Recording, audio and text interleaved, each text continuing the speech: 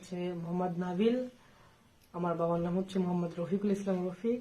আমার বাসা হচ্ছে শাহজাদপুর, সিরাজগঞ্জ। তো আমি এখানে রাজশাহী পলিটেকনিক ইনস্টিটিউটে পড়ি, প্রথম বর্ষের ছাত্র। আমি হচ্ছে এখানে আসছি বিগত 7-8 দিন হলো।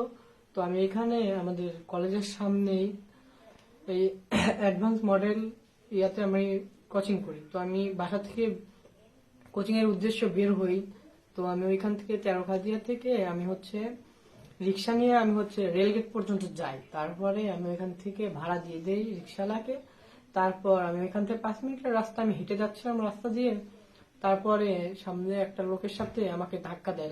লোকটা এসে আমি ওইখানে যাচ্ছি, ও আসে সোজা আসে আমাকে ধাক্কা দেয়। ধাক্কা দেওয়ার পর আমাকে বলতেছে, সরি ভাই আমি খেয়াল করি নেই, ভুল করে ধাক্কাটা লেগে গেছে। তারপর আমি চলে আসতেছি, পরে পিছন থেকে ডাক দিয়ে বলতেছে যে, ভাইয়া তুই আমাকে চিনিস না, আমি এখানকার স্থানীয়, তুই আমাকে এভাবে ধাক্কা দিলি। আমি বললাম যে ভাই আমি তো ধাক্কা দিইনি, ধাক্কা আপনিই দিয়েছেন আমারে, আপনি সরিও বললেন। তো এইভাবে কথা বলার পর তো আমি একটু সামনে আগে আসতেছি, আমার পিছন থেকে ফলো করতেছে। ফলো করতে করতে একসময় হচ্ছে, আপনারা চিনবেন হয়তো, পানি উন্নয়ন বোর্ডের সামনে ওইখানে কয়েকটা ট্রাক ছিল, আর ওইখানে কনস্ট্রাকশনের কাজ চলতেছে। ওইখানে ট্রাকের ওইখানে ও ডাক দিল আমারে যে ভাইয়া শোন একটা কথা ছিল। তো আমি ওইখানে বললাম জি ভাইয়া বলো। তো তারপরে ও আমার কাছে আগে আসলো, আসার পরে আমাকে পকেট থেকে একটা চাকু বের করলো। চাকু বের করে আমার পেটে ঠাকানোর পরে বলতেছে যে এইদিকে আয়, তুই চিল্লাপাল্লা করিস অথবা কাউকে ডাক দেওয়ার চেষ্টা করিস তাহলে তোকে মেরে ফেলবো। এইটা বলার পরে বলতেছে তোর কাছে অবৈধ জিনিস আছে।